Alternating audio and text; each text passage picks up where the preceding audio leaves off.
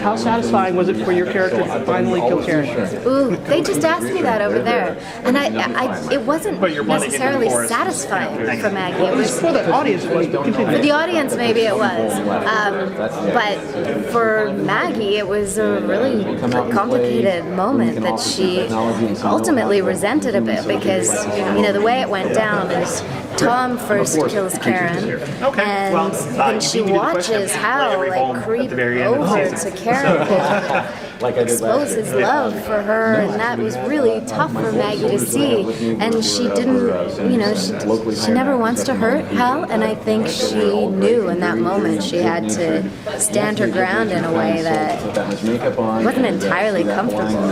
It's kind of like what's done is done, and Well, we're really excited to see I think she resented Hal for putting her in that position, and that was more the experience than satisfaction. It was like, can we just talk about the moment before that went down?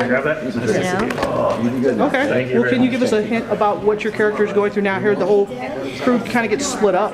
Yeah. So how does that affect your character? Which group are you with, and how's that adventure different? Oh man, Maggie's stripped of her guns, and she's in sort of this hippie commune that's created by it's Lexi's world, and I can't talk too much about the details of our world, but I can tell you that it is way out of Maggie's comfort zone to be, in communal showers and where it's peace and love, and it's surreal, and Maggie's not sure whether or not she can believe this, but after being there for so long, she drinks the Kool-Aid a bit, so when we see her off the top, she's softer and cleaner, and we're just doing what we always do. Anne Glass is sort of taking on the role of the warrior in her world, but in our world, we're safe. There's no fight.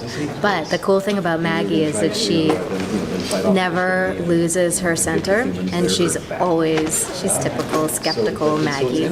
And so when Ben comes onto the scene, because he's not initially in the world, when Ben comes to the scene, Maggie steps into a leadership role in a way that we haven't seen her before, and she doesn't have her gun, so she's vocal about what's going on and her suspicions, but also being sort of a mediator, because Ben is going, this is not right. Where are your guns? You need to put them back on. I know you, Maggie. And he kind of snaps me out of this trance that I've been in. And then things get crazy on the show for Maggie, like crazier than any other season. Hal comes back, of course, and it's all love. I think with the separation, we've experienced more longing for each other than anything else. We're over Karen, and we're very grounded in the present chaos, trying to make sense of what the heck has just happened here. And so we want to be together, but we have a very complex scenario to deal with, and that is another love triangle. It hurts, and honestly, I don't know what how the fans are going to react. I cried.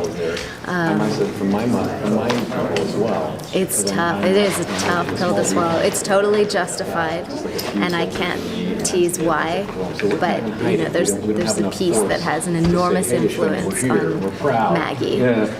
We just kind of put a hood on. But yeah, man, it's with Ben. What? That's a spoiler. Yeah, man. That happens. That's kind of where we're It happens. Wow. Wow, right? Like, it doesn't get any harder. It doesn't get any harder. And Maggie's a character who has dealt with so much betrayal. So to be the one that, feels like the betrayer, which she isn't entirely, but it feels like that to her because she's such a responsible character, It's painful. So, yeah. Guys, I can't even tell you.